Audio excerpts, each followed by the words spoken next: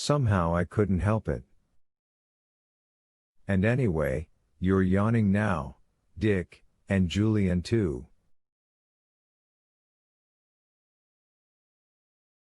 So they were. They were as sleepy as could be with their long drive. Secretly all of them longed to cuddle down into bed and shut their eyes.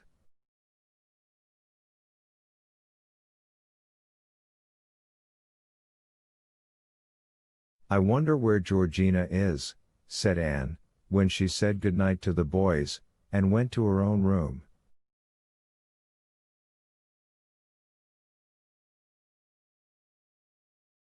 Isn't she queer, not waiting to welcome us, and not coming in to supper, and not even in yet?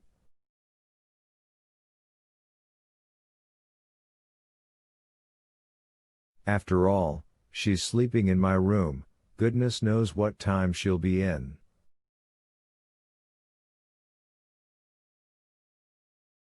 All the three children were fast asleep before Georgina came up to bed. They didn't hear her open Anne's door. They didn't hear her get undressed and clean her teeth.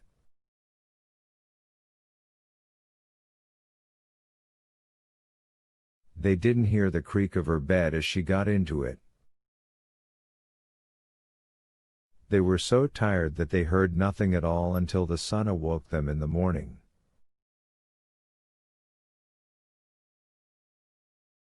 When Anne awoke, she couldn't at first think where she was.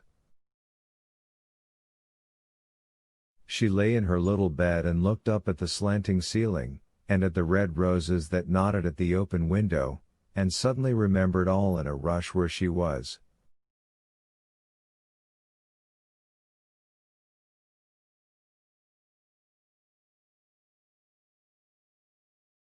I'm at Kirin Bay, and it's the holidays, she said to herself, and screwed up her legs with joy.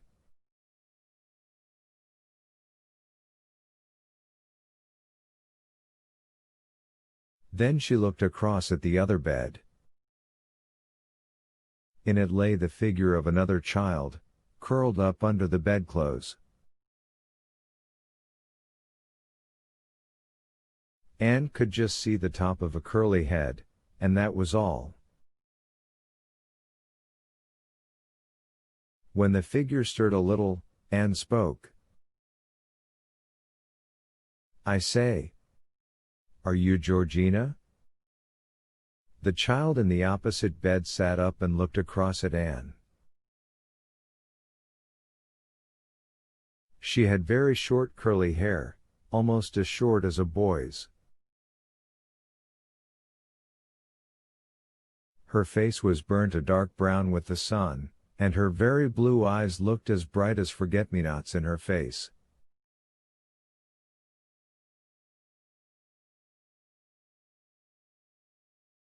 But her mouth was rather sulky, and she had a frown like her father's. No, she said. I'm not Georgina. Oh, said Anne, in surprise. Then who are you? I'm George, said the girl.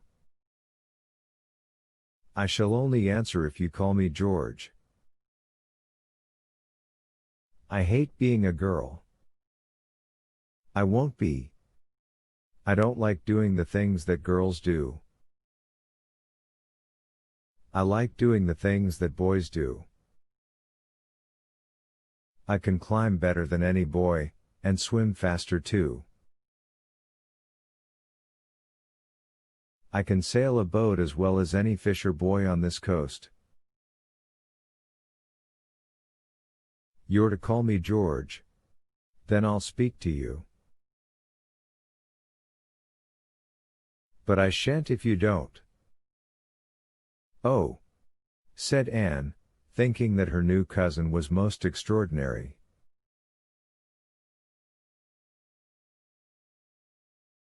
All right. I don't care what I call you. George is a nice name, I think. I don't much like Georgina. Anyway, you look like a boy. Do I really? Said George, the frown leaving her face for a moment.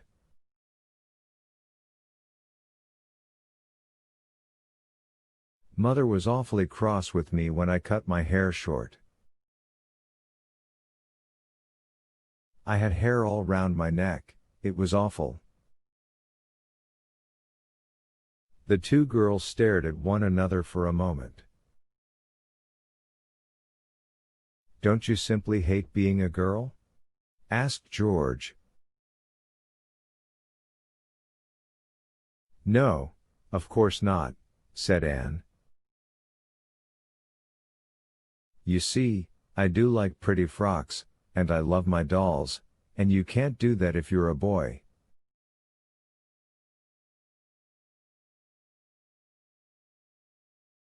Pooh! Fancy bothering about pretty frocks, said George, in a scornful voice.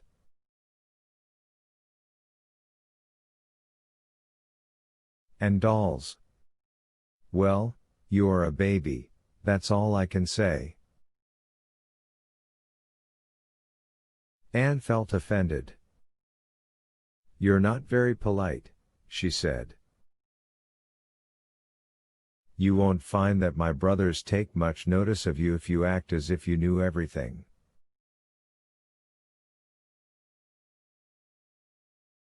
They're real boys, not pretend boys, like you. Well, if they're going to be nasty to me, I shan't take any notice of them, said George, jumping out of bed.